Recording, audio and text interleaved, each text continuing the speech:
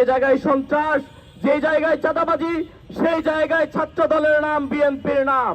আমরা নিয়মতান্ত্রিক ভাবে এর প্রতিবাদ করতে চেয়েছি, কিন্তু তারা যখন প্রতিটি পদে পদে আমাদের উপর হামলা করার সাহস দেখায়, যখন তারা আমাদের উপরে হাত তোলে, তখন আমরা স্পষ্ট করে বলতে চাই, যদি এখনই তারা না থামে তাহলে আমাদেরকে এর বিরুদ্ধে যে প্রতিরোধ, সেই প্রতিরোধ করে তুলতে হবে।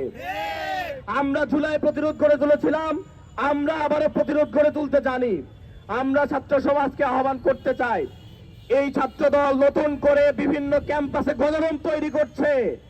এই ছাত্রদল নতুন করে আবার গেস্ট রুমের কালচার ফিরিয়ে আনতে চায়।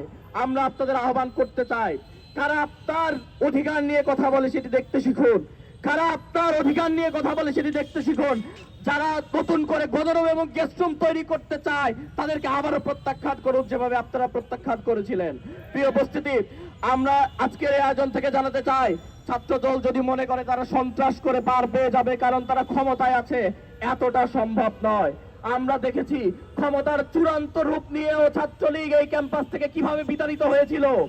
আমরা ঠিক সেভাবেই ছাত্রদলকেও বিতাড়িত করব যদি সেই প্রয়োজন আসে।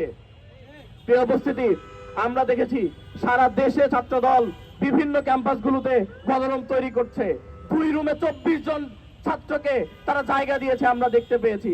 অথচ এই ক্যাম্পাসে যখন শিক্ষার্থীদের অধিকার নিয়ে আমরা কাজ করি, হল সংসদ যখন কাজ করছে, তখন আমরা দেখতে পাচ্ছি দফায় দফায় প্রভোস্টরা নির্বাচিত প্রতিনিধিদের সুপোজ নোটিশ পাঠাচ্ছে।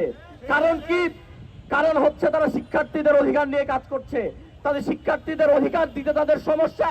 অথচ যারা এই ক্যাম্পাসে দিনে দুপুরে সন্ত্রাস করে তাদের বিরুদ্ধে কোনো ব্যবস্থা নিতে তারা পারছে না। আজকে আমরা দেখেছি প্রক্টর অফিস থেকে বলা হচ্ছে রাগের মাথায় সবাই নাকি কিছু করে ফেলে। রাগের মাথায় যদি করে সবকিছু জাস্টিফাইড হয়, তাহলে কি রাগের মাথায় যদি কেউ সন্ত্রাস করে সেটা কি বৈধ? অথচ আমরা দেখলাম প্রক্টর অফিসের মতো এরকম একটা দায়িত্বশীল জায়গা থেকে তাদের হামলাকে জাস্টিফাই করা হলো। আমরা জানাতে চাই, এ ধরনের বক্তব্যকে অবশ্যই প্রত্যাহার করতে হবে এবং এই বিশ্ববিদ্যালয়ের শিক্ষার্থীদের কাছে ক্ষমা চাইতে হবে।